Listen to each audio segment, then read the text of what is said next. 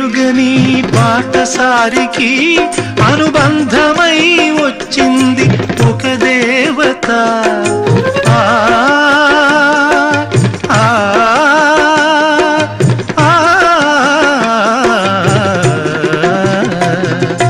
బంధమంటూ ఎరుగని బాటసారికి అనుబంధమై వచ్చింది ఒక దేవత. ఇంత చోటులోనే అంత మనసు ఉంచి, ఇంత చోటులోనే అంత మనసు ఉంచి నా సొంతమే అయ్యింది ప్రియురాలిగా. ముద్దబంతి నవ్వులో మూగ బాసలు, మూసి ఉన్న రెప్పలపై ప్రేమ లేఖలు. ముద్దబంతి నవ్వులో మూగ బాసలు.